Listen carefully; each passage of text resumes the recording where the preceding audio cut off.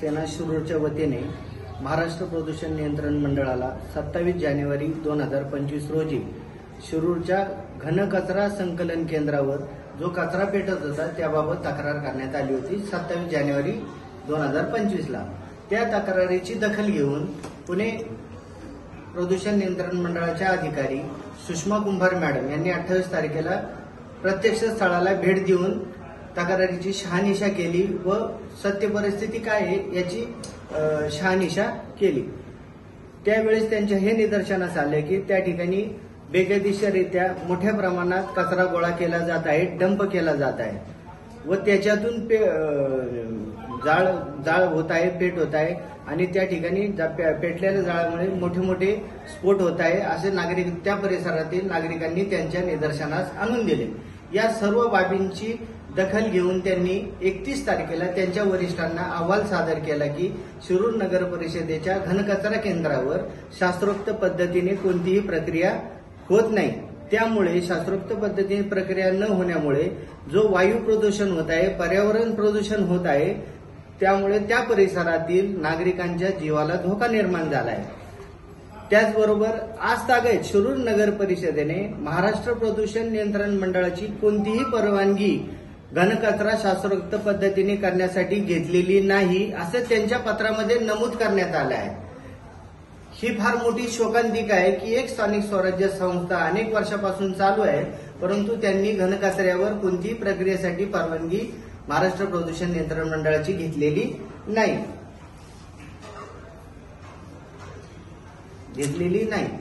म्हणजे एकीकडे आम्ही 2007 पासून सांगत आहोत, वारंवार तक्रारी करत आहोत की शिरूरच्या नगर परिषदेच्या घनकचरा संकलन केंद्रावर शास्त्रोक्त पद्धतीने प्रक्रिया होत नाही, परंतु वेळोवेळी प्रशासकीय अधिकारी माननीय जिल्हाधिकाऱ्यांना खोटी माहिती देत आहेत की आम्ही शास्त्रोक्त पद्धतीने हे सगळं करत आहोत। पण दुर्दैव आहे की शासनाचा करोड रुपयाचा निधी कोणतीही प्रक्रिया न करता त्याच्यामध्ये मोठ्या प्रमाणात स्वच्छता विभागाच्या मार्फत भ्रष्टाचार होत आहे हे ह्या पत्रातून सिद्ध झालेले आहे। प्रदूषण नियंत्रण मंडळाने ह्यात स्पष्ट सांगितलेलं आहे की शिरूर नगर परिषद कोणत्याही पद्धतीचे शास्त्रोक्त पद्धतीने कारवाई करत नाही हे ह्या नोटीस पत्रावरून सिद्ध झालेलं आहे।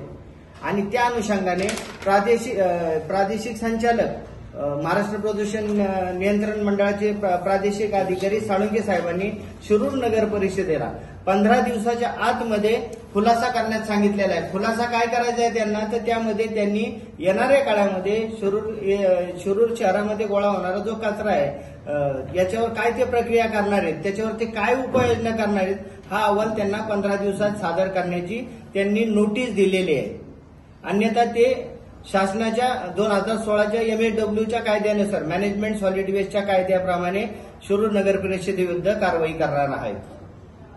धन्यवाद।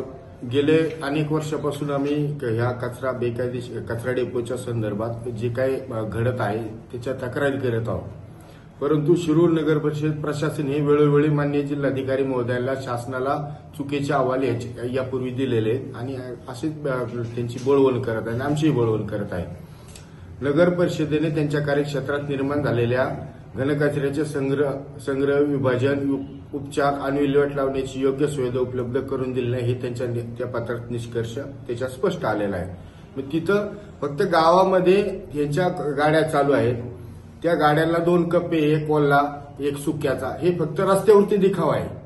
हा फक्त रस्त्यावरती आणि तिथं जाऊन सगळं एकत्रीकरण केलं जाते, म्हणजे ही सगळी बोगसगिरी आहे। आता आम्हाला तर प्रश्नच असा पडलेला आहे की आतापर्यंत जे नगरपालिकेला पुरस्कार मिळाले ते कशाच्या आधारे मिळाले,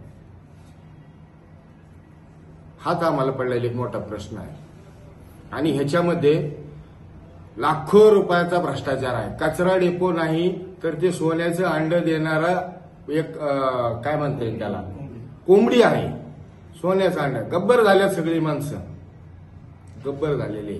आणि हे सतत एसटीपी त्याच्यावरती बोलत, एसटीपी प्लॅन्ट सुद्धा बंद आहे, ते म्हणजे सगळीकडे प्रदूषणच चाललेलं आहे। आणि शिरूर नगरपालिकेला स्वच्छतेचे पुरस्कार मिळतात, किती विरोधाभास आहे।